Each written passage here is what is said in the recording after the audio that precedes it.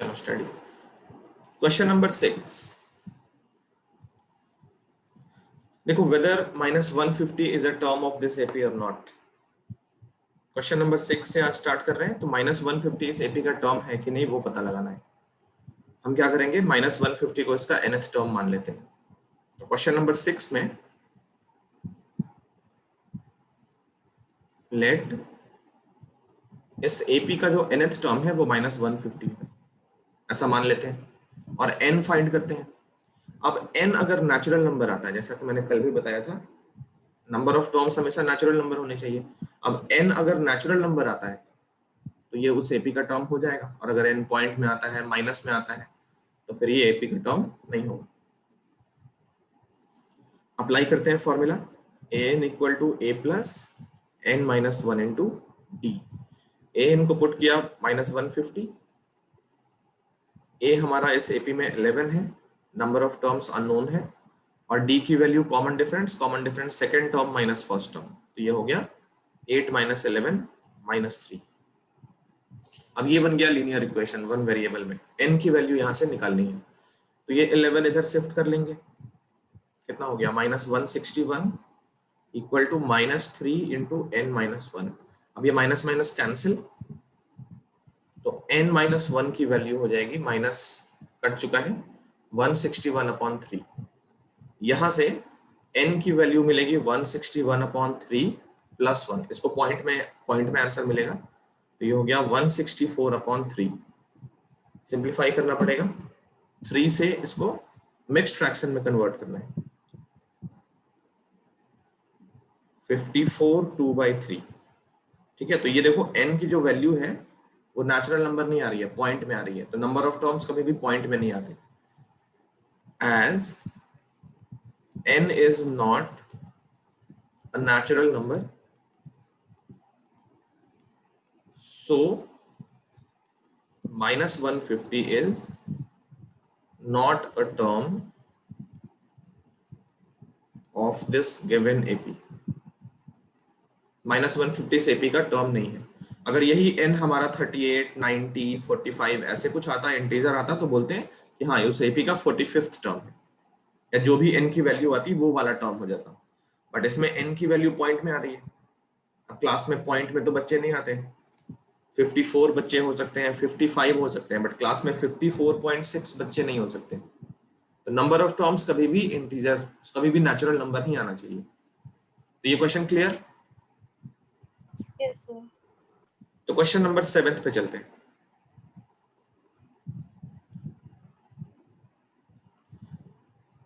Question number 7 से हमको linear equation 2 variable में सॉल्व करना पड़ेगा। Find 31st term of an AP whose 11th term is 38 and 16th term is 73। तो इस एपी में दो टर्म्स दिया है, 11th term 38 and 16th term 73। तो क्वेश्चन नंबर 7 देखो, इसका 31st टर्म फाइंड करना है। तो इस एपी में 11th टर्म का मतलब क्या होता है, a प्लस 10d, और ये हमारा 38 है। सबसे पहले nth टर्म का फॉर्मूला लिख लेना, बिना फॉर्मूला के करेंगे तो मार्क्स कट जाएंगे। अब इसमें 11th टर्म, तो a प्लस और d का कोएफिशिएंट 11 से 1 लेस 10d। तो a और d में ये फर्स्ट इक्वेशन मिल गई हमको, a plus 10d 38, 16th term 73, तो a 16 हो गया a प्लस 15d, और इसकी वैल्यू है 73। इन दोनों इक्वेशंस को सॉल्व करनी है। तो जैसा कि मैंने कल भी दिखाया था, a का कोएफिशिएंट दोनों में सेम रहता है, तो सिंपल माइनस करना है दोनों इक्वेशंस को, एलिमिनेशन मेथड। तो माइनस माइनस और ये भी माइनस, a से a कैंसिल, ये 10 माइनस 15d कितना आ गया, माइनस का 5d, और इधर से कितना आएगा बताओ,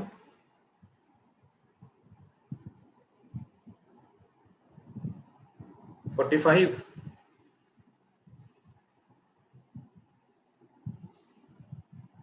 या 35, -35। तो d की वैल्यू होगी माइनस माइनस कट के 7।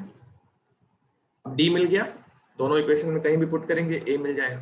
फर्स्ट में डालते हैं, तो a plus 10 into 7 equal to 38 a की वैल्यू 38 माइनस 70, ये कितना आएगा?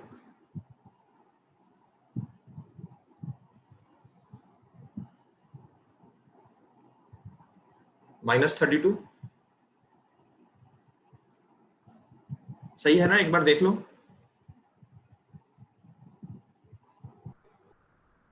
हाँ ये ठीक है, a इक्वल टू -32। हाँ जी। तो a और d मिल गया। अब देखो क्या निकालना है, 31st टर्म निकालना है। तो a और d की वैल्यू अगर मिल जाती है, उस AP का कोई सा भी टर्म निकाल सकते हैं। 31st टर्म में क्या करेंगे, a प्लस 30d। तो a हो गया -32, 30 और d हो गया 7। तो ये बन गया 32 माइनस का प्लस 210। कितना आएगा बताओ जल्दी? -32 प्लस 210।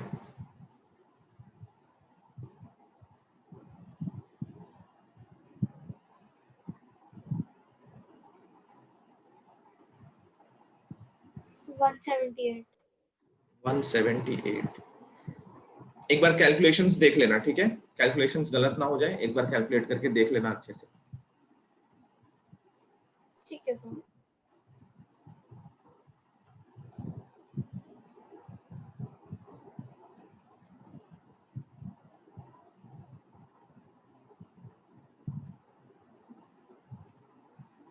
ठीक है, तो ये क्वेश्चन नंबर 7 हमारा कंप्लीट हो चुका है। नेक्स्ट पे चलते हैं, इसको लिख लो पहले। तो नेक्स्ट करते हैं question number 8।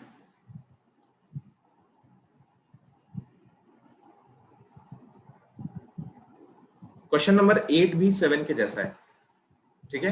An AP consist of 50 terms, मतलब n की वैल्यू 50 हो गई। नंबर ऑफ टर्म्स कितने हो गए? 50, इन विच थर्ड टर्म 12 है। A3, थर्ड टर्म मतलब A3। A3 की वैल्यू होती है a प्लस 2d। ये कितना है? 12। फर्स्ट इक्वेशन हो गई a और d में। And the last term is 106। अब देखो लास्ट टर्म बोल रहा है और n की वैल्यू 50 अगर मेंशन है, तो लास्ट टर्म हमारा 50th हो जाएगा। 50th टर्म मतलब a प्लस 49d, और इसकी वैल्यू है 106। हम क्या करेंगे, इन दोनों इक्वेशंस को सॉल्व कर लेंगे, a की वैल्यू मिल जाएगी और d की वैल्यू मिल जाएगी। बिल्कुल पीछे वाले क्वेश्चन की तरह है। इन दोनों को सॉल्व करेंगे सब्ट्रैक्ट करके, तो हमको a और d दोनों मिल जाएंगे। अब जब ये मिल गया तो 29th टर्म फाइंड करना है। 29th टर्म मतलब a प्लस 28d। अब a और d की वैल्यू यहाँ से पुट करनी है, तो ये हमारा फाइनल आंसर भी हमको मिल जाएगा। ये क्वेश्चन बहुत सिंपल है, होमवर्क रहेगा ये। क्वेश्चन नंबर 9 पे चलते हैं। Third and 9th term of the AP given है, which term of this AP is 0? देखो ये मैं करवा देता हूँ solve. Question number 9, third term इस एपी का मतलब a प्लस 2d, तो ये कितना दे दिया? 4। a और d में फर्स्ट इक्वेशन मिल गई। और 9th टर्म इस एपी का a प्लस 8d, ये हो गया -8। इन दोनों इक्वेशंस को सॉल्व करेंगे, फिर से वही तरीका, सब्ट्रैक्ट करके माइनस माइनस, और ये हो गया प्लस। ये कैंसिल, ये माइनस का 6d, और ये कितना हो गया? 6। 4 प्लस 8 12। तो d की वैल्यू मिल गई -2। d मिल जाने के बाद हमको a निकालना होता है, तो a के लिए d की वैल्यू 1 या 2 कहीं पे भी पुट करनी है। तो इक्वेशन 1 में पुट कर लेते हैं a की वैल्यू। तो a plus 2 into -2 equal to 4, a minus 4 equal to 4, a की वैल्यू हो गई 8। तो a मिल गया है, d मिल गया है। अब ये क्या बोल रहे हैं, विच term of this AP is 0? Which term का मैंने कल भी मतलब बताया था, जब भी विच टर्म बोले तो क्या करना है, nth टर्म अज्यूम कर लेना है। तो इसके बाद हम क्या करते हैं, let nth term of that AP is 0। Which term का मतलब याद रखना, जब भी बोलेगा विच टर्म तो उसको nth टर्म मान लेना। अब nth टर्म की वैल्यू 0 है, हमें n की वैल्यू फाइंड करनी पड़ेगी। तो इस फॉर्मूले में an equal to a plus n minus 1 into d. कैसे सिंप्लीफाई होगा, an को 0 पुट कर लेना, a अभी जस्ट निकाला है 8, n minus 1 as it is, और d की जगह पे -2।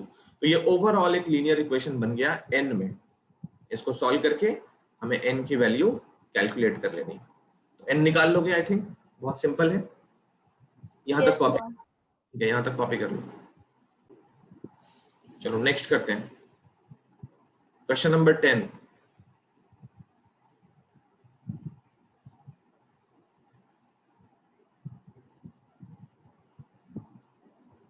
टेंथ में 17th term of an AP exceeds its 10th term by 7.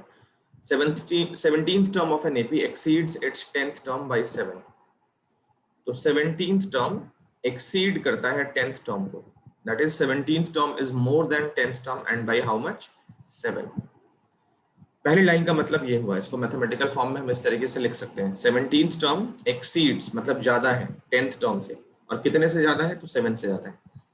तो 17th टर्म में से अगर 10th टर्म माइनस कर लें तो रिजल्ट 7 आना चाहिए. इस एपी में हमें कॉमन डिफरेंस फाइंड करना है.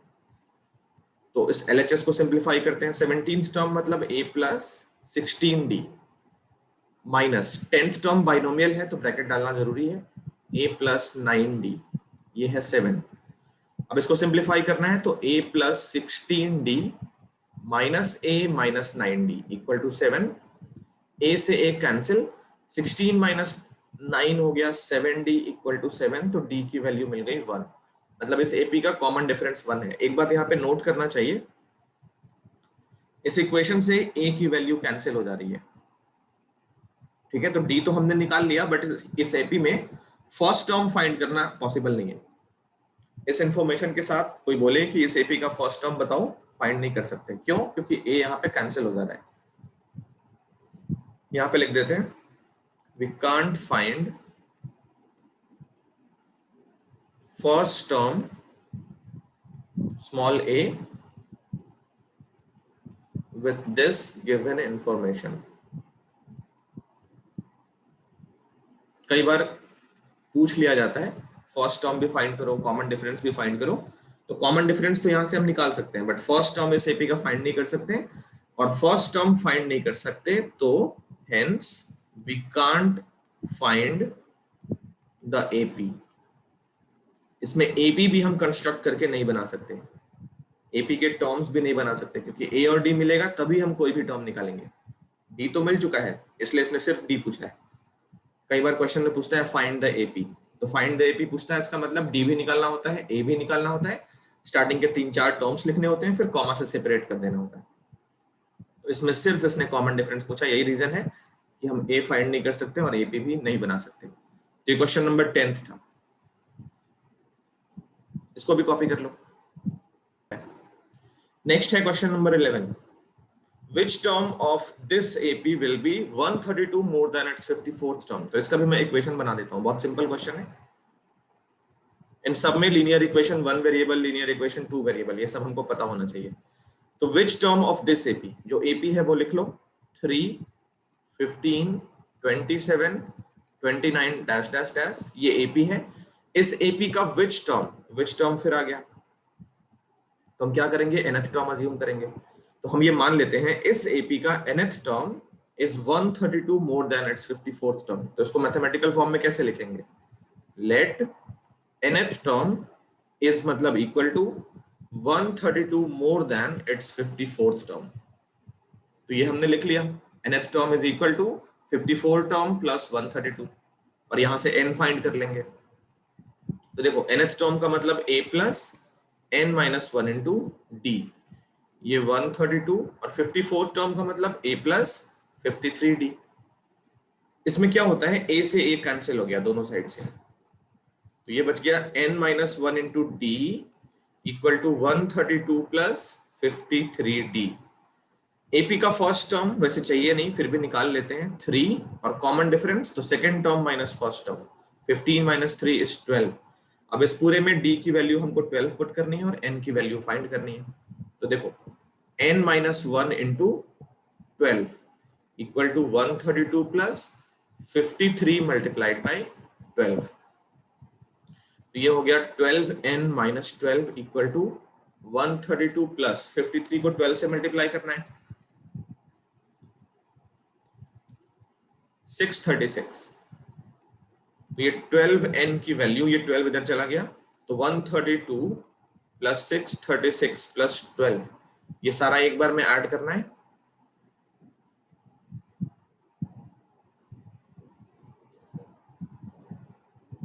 780. ये 12 n की वैल्यू है, तो यहां से n की वैल्यू मिल गई 780/12, कैंसिल करेंगे तो n की वैल्यू मिल रही है 65। एक बार कैलकुलेशन देख लेना, ठीक है, ये n की वैल्यू मिल रही है। Okay sir. चलो उसको कॉपी कर लो। नेक्स्ट करते हैं क्वेश्चन नंबर 12। क्वेश्चन नंबर 12 थोड़ा सा लंबा होता है और ये इंपॉर्टेंट भी है, तो इसके लिए हम व्हाइट बोर्ड पे चलते हैं। पहले क्वेश्चन पढ़ लेते हैं। Two APs have same common difference, दोनों एपी का कॉमन डिफरेंस सेम है। Difference between their 100 term is 100, what will be the difference between their 1000 term. चलो देखो सॉल्व करते हैं।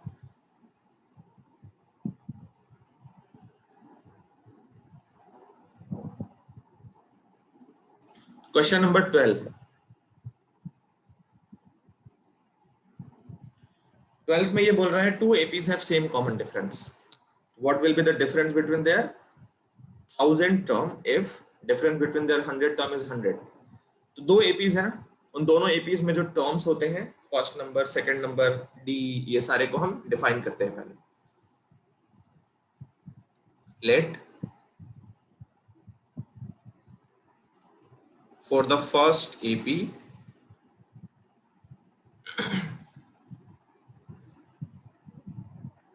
फर्स्ट टर्म ए रहेगा, फर्स्ट एपी में कॉमन डिफरेंस फर्स्ट एपी का डी रहेगा, और nth टर्म ए एन रहेगा। ये फर्स्ट एपी के अजम्पशन हो गए। सेकेंड एपी में फर्स्ट टर्म ए डैश रहेगा, कॉमन डिफरेंस दोनों एपी का कॉमन डिफरेंस सेम है तो डी ही रखेंगे, और nth टर्म फर्स्ट एपी का ए एन है अगर, तो सेकेंड एपी का nth टर्म मान लेते हैं ए एन डैश। ये हमारे अजम्पशन हो गए। तो इस क्वेश्चन में लिखा है दोनों एपी में 100 टर्म का डिफरेंस, तो फर्स्ट एपी का 100 टर्म ए 100 और सेकेंड एपी का 100 टर्म ए 100 डैश, इसकी वैल्यू है 100। ठीक है, इसको सिंप्लीफाई करें तो a plus 99d, A 100 dash binomial है तो ब्रैकेट डालना जरूरी है, a प्लस 99d, इसमें a पे डैश रहेगा, d पे डैश नहीं रहेगा क्योंकि सेकंड एपी में भी कॉमन डिफरेंस d लेना है, और इसकी वैल्यू है 100। तो ये हो गया a plus 99d minus a dash minus 99d equal to 100। d वाले टर्म कैंसिल, तो a माइनस a डैश ये हो गया 100, इसको बना लिया हमने फर्स्ट इक्वेशन। तो दोनों एपी के जो फर्स्ट टर्म का डिफरेंस है वो हो गया 100। फाइंड करना है फर्स्ट एपी का 1000 टर्म और सेकंड एपी के 1000 टर्म, इन दोनों का डिफरेंस। तो इसको भी सिंप्लीफाई करते हैं। a plus 999d minus a dash plus 999d, इसमें भी d रखेंगे क्योंकि दोनों एपी का कॉमन डिफरेंस सेम है। तो सिंप्लीफाई करते हैं a plus 999d minus a dash minus 999d, तो 999d कैंसिल, इसका भी रिजल्ट सेम आएगा a माइनस a डैश, जिसकी वैल्यू इक्वेशन 1 में हमने निकाल रखी है। तो ये हो गया 100 फ्रॉम इक्वेशन 1, और ये हमारा आंसर। तो दोनों एपी में अगर कॉमन डिफरेंस सेम है, किसी भी टर्म का डिफरेंस निकालो 100 ही आएगा। यहाँ पे 1000 क्या, वो 5000 टर्म बोला होता, उसका आंसर भी 100 होता क्योंकि कॉमन डिफरेंस सेम है। तो अब नेक्स्ट क्वेश्चन हम यहीं पे सॉल्व करते हैं क्योंकि अगले सारे क्वेश्चन बहुत बड़े बड़े हैं। तो अपनी अपनी बुक निकाल लो, बुक है ना अभी साथ में? यस हाँ सर। ठीक है, तो अपनी बुक निकाल लो, क्वेश्चन नंबर 13 तो ऑनवर्ड्स हम यहीं पे सॉल्व करते हैं।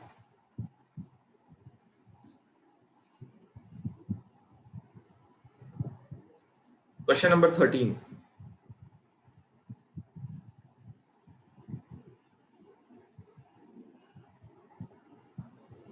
How many 3-digit numbers are divisible by 7?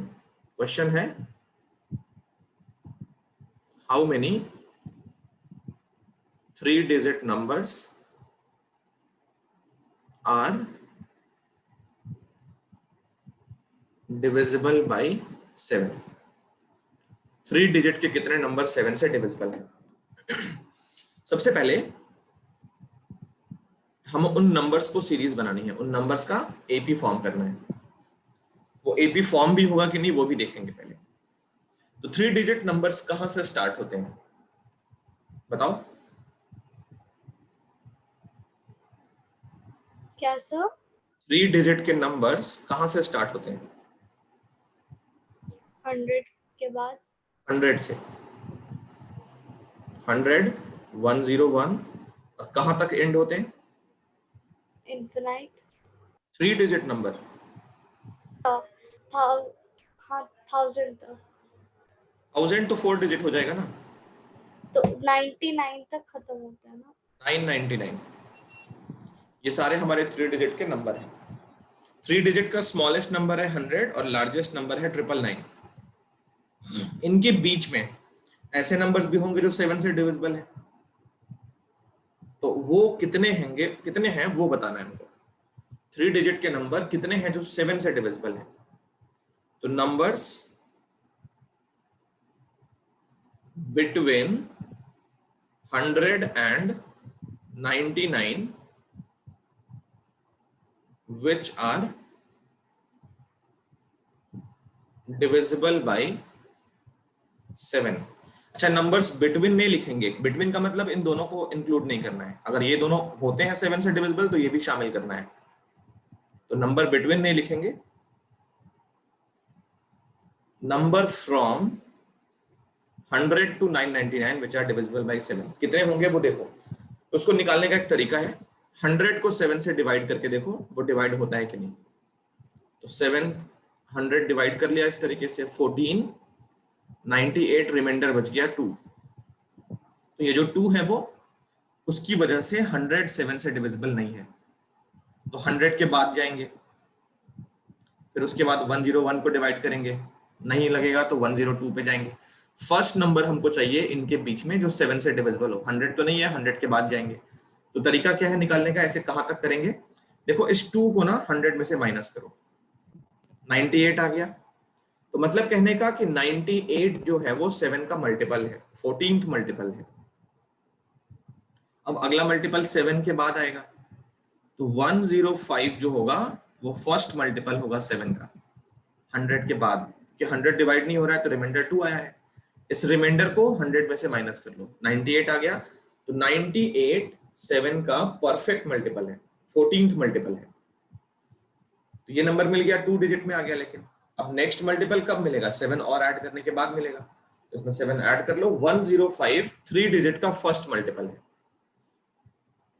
तो 105। उसके बाद का मल्टीपल 112, फिर 119 डैश डैश डैश, ये कहां तक जाएगा? तो 999 अगर है तो वो लिखेंगे, नहीं तो उसके जस्ट पहले, उसके बाद नहीं जा सकते। तो इसका लास्ट मल्टीपल निकालने का तरीका क्या है? 7 से 999 को डिवाइड करना है, तो ये बनेगा 7 1 जा 7, 2 7 4 जा 28 और 7 2 जा 14। तो 142 टाइम्स 7 को मल्टीप्लाई करने पे 5 का रिमाइंडर बच रहा है। तो 994 999 7 के मल्टीपल नहीं है, तो इसमें से जो रिमाइंडर है ना वो माइनस कर लेंगे। तो 994 लास्ट मल्टीपल है 7 का, अगर इसमें 7 ऐड कर लेंगे तो ये 1001 हो जाएगा, 4 डिजिट का हो जाएगा। तो इस बार ऐड नहीं करना है, बस रिमाइंडर सब्ट्रैक्ट करेंगे। ये जो नंबर है वही हमारा 7 का लास्ट मल्टीपल है 3 डिजिट में। तो ये एपी जो बन रही है वो 994 तक जाएगी। यहाँ पे कोई और क्वेश्चन हो सकता है, किसी और तरीके से पूछ सकते हैं, तरीका हमको यही अप्लाई करना है। मेथड यही रहेगा, फर्स्ट मल्टीपल निकालने का और लास्ट मल्टीपल निकालने का यही मेथड रहेगा। कई बार ये बहुत इजी होता है, हमको इतना करने की जरूरत नहीं पड़ती है। तो अभी हमको इस एपी में नंबर ऑफ टर्म्स बताने हैं। हाउ मेनी टर्म्स मतलब नंबर ऑफ टर्म्स बताने हैं, यहां से लेकर यहां तक कितने टर्म्स हैं। तो फॉर्मूला वही रहेगा, A N equal to A plus N minus 1 into D. A N की जगह पे 994, ए हमारा 105, एन अननोन है और डी यहाँ पे 7 है। तो 994 इक्वल टू 105 प्लस 7n-7, या बेटर रहेगा इसको हम इस तरीके से सिंप्लीफाई करें, 994 में से 105 माइनस कर लें, ये हो गया 7 इंटू n-1। 105 सब्ट्रैक्ट करके कितना आएगा 889 इक्वल टू 7 इंटू n-1। अब इस 7 को भी डिवाइड कर लो, तो n-1 की वैल्यू कितनी मिलेगी 7 1 जा 7, फिर 1 बच गया reminder,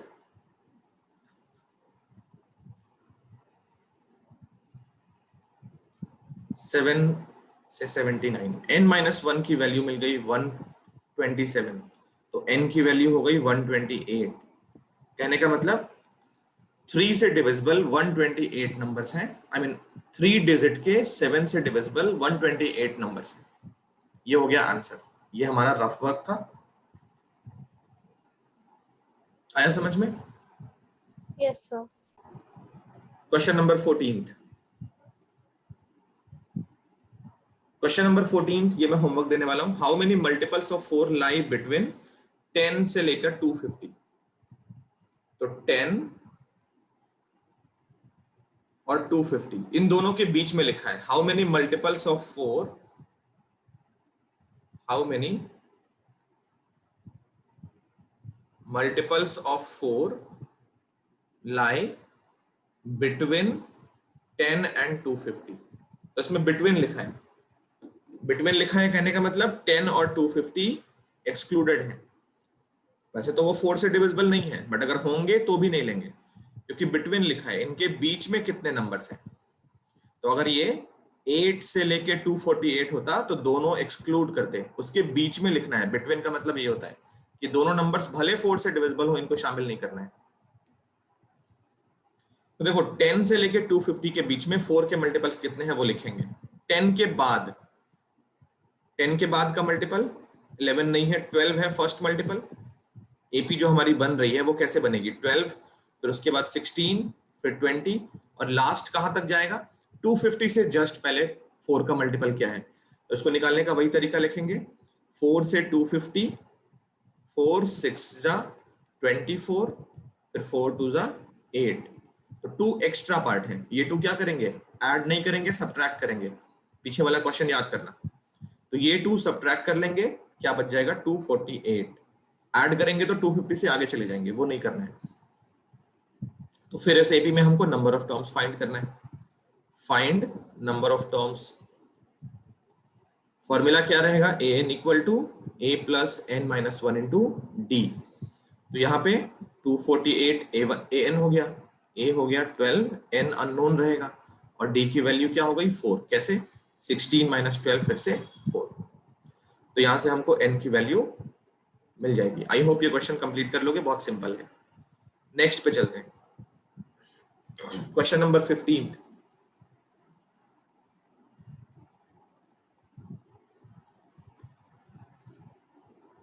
for what value of n are the nth term of 2 APs are equal? तो देखो यहाँ पे ये अच्छा क्वेश्चन है। AP1 जो है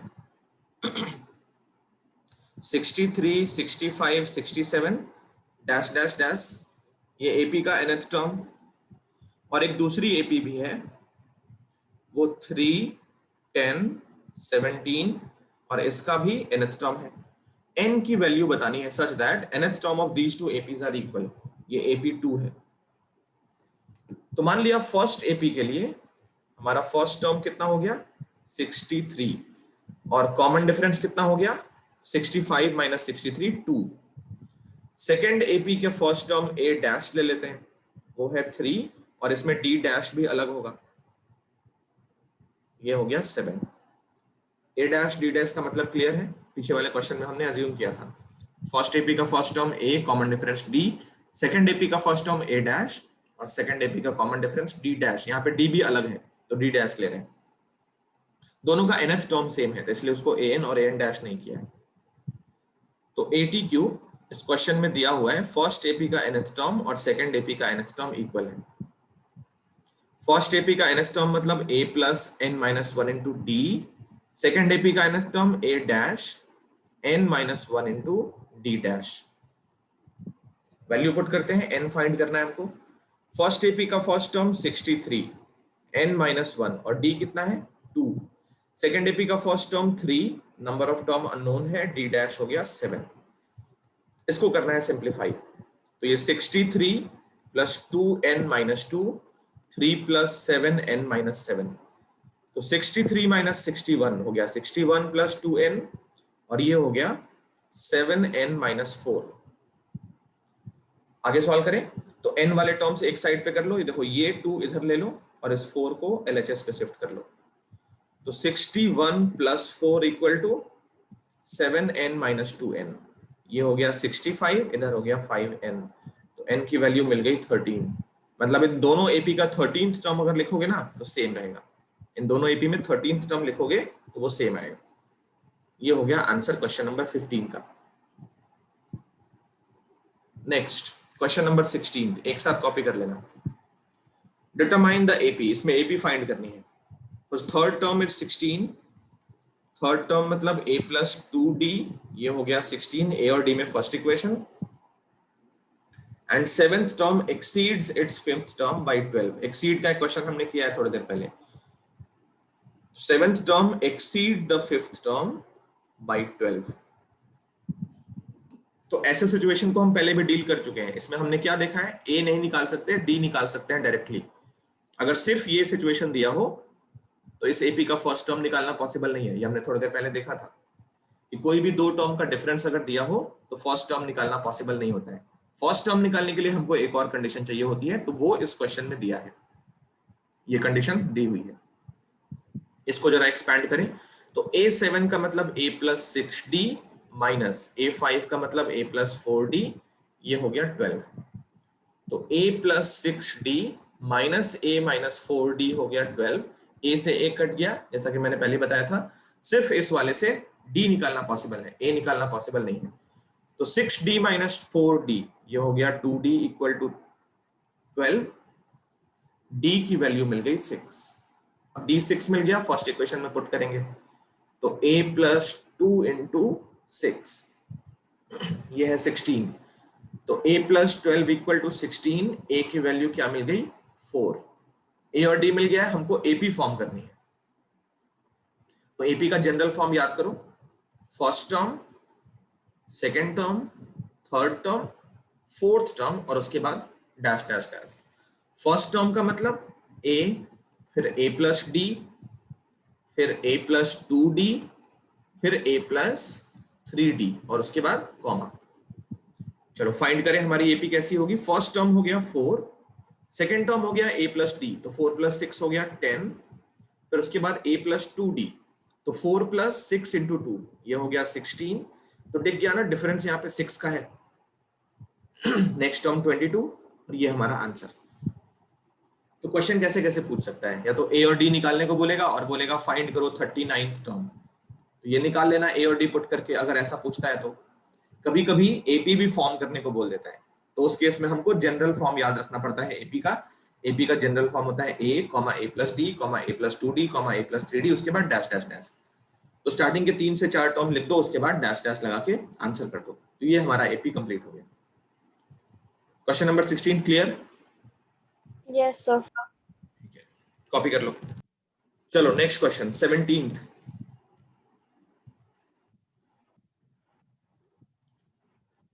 find 20th term from last.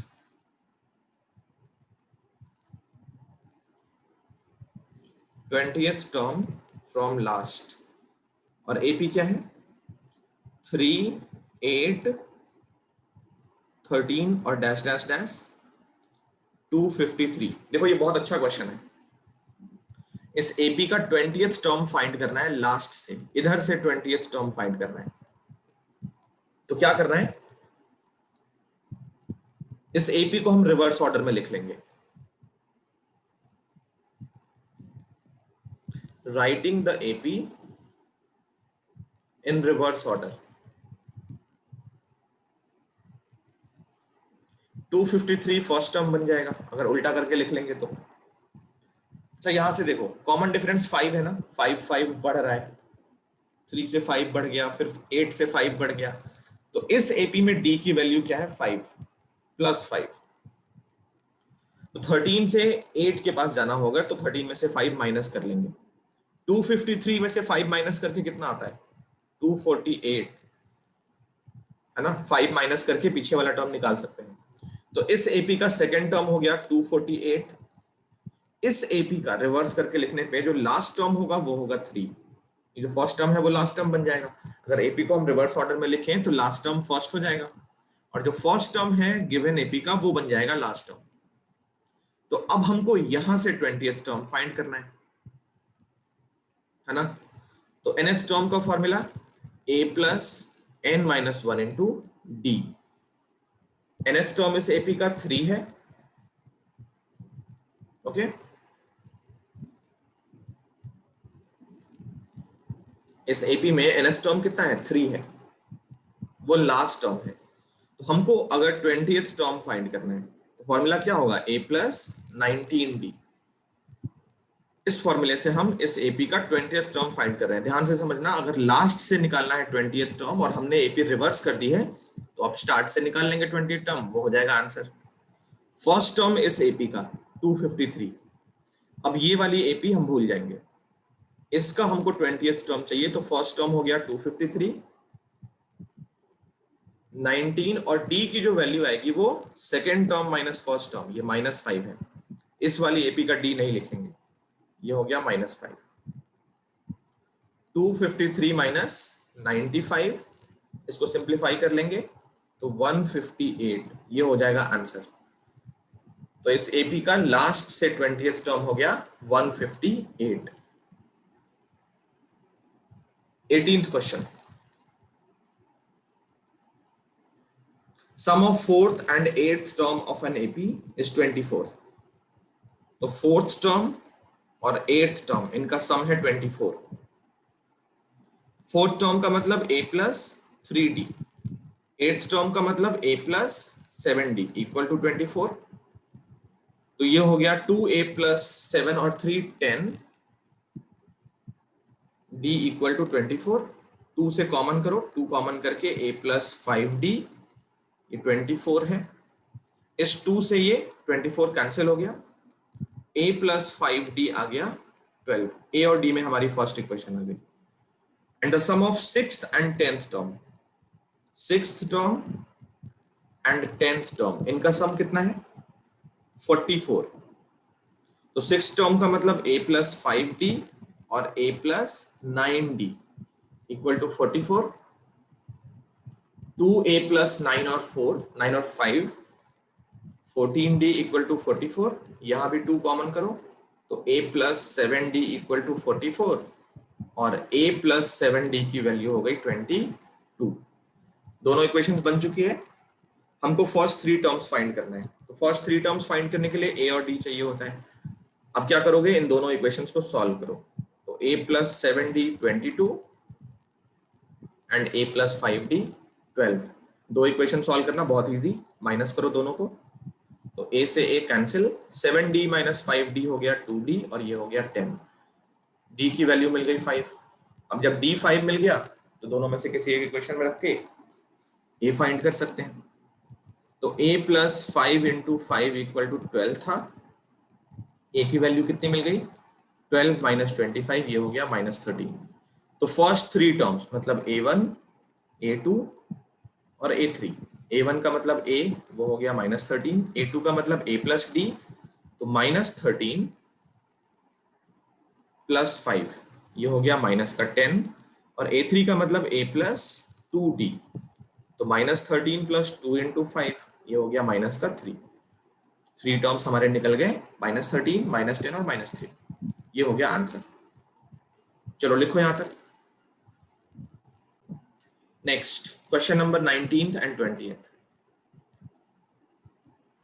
19th और 20th वर्ड प्रॉब्लम्स हैं। Subba Rao 19th, Subba Rao started work in 1995 at an annual salary of rupees 5000। तो सुब्बा राव 1995 में जॉब स्टार्ट करते हैं, एनुअल सैलरी है 5000 rupees. And received an increment of ₹200 each year. हर एक साल उनका सैलरी 200 रुपीज इंक्रीज होता है। तो 1996 इसमें सैलरी कितनी होगी 5200। 1997 में सैलरी कितनी होगी 5400। हर एक साल के एंड होने पे उनका इंक्रीमेंट 200 रुपीज है। In which year did his income reach 7000? कौन से साल में उनका इनकम 7000 हो जाता है? तो देखो ये जो सैलरी बन रही है वो एपी फॉर्म कर रही है। फर्स्ट टर्म उस एपी का 5000 है, सेकेंड टर्म 54, फिर 55 इस तरीके से, 52, 5400 इस तरीके से। इसका लास्ट टर्म मान लिया हमने 7000 हो गया। मतलब कौन से साल में 7000 उनकी सैलरी हो जा रही है। तो इस एपी का nth टर्म फाइंड कर लेते हैं। an equal to a plus n minus 1 into d. nth term हो गया 7000, a हो गया 5000, n माइनस 1 और d कितना हो गया 200। जो इनकी सैलरी में इंक्रीमेंट है वही कॉमन डिफरेंस होगा। तो 7000 में से 5000 माइनस ये हो गया 2000 equal to 200 into n minus 1।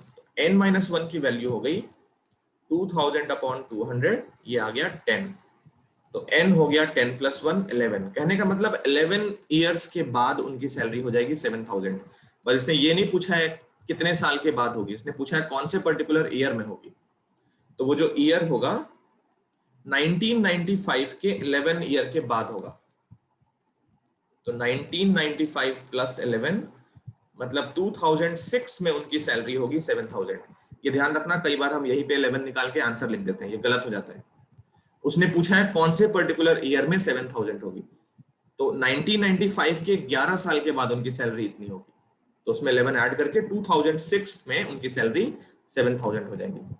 ये 19th हो गया। लास्ट क्वेश्चन करते हैं 20th। ये भी इसी तरीके से है। Ramkali saved ₹5 in the first week. तो 5 रुपीज फर्स्ट वीक में सेव करती है and increased her weekly savings by 1.75। तो अगले वीक में 6.75 सेव करेगी। इस तरीके से सेविंग्स की चलती जा रही है। If in the nth week her weekly saving become 20.75, तो आगे चलते हुए nth टर्म जो होगा वो 20.75 है। n की वैल्यू फाइंड करनी है।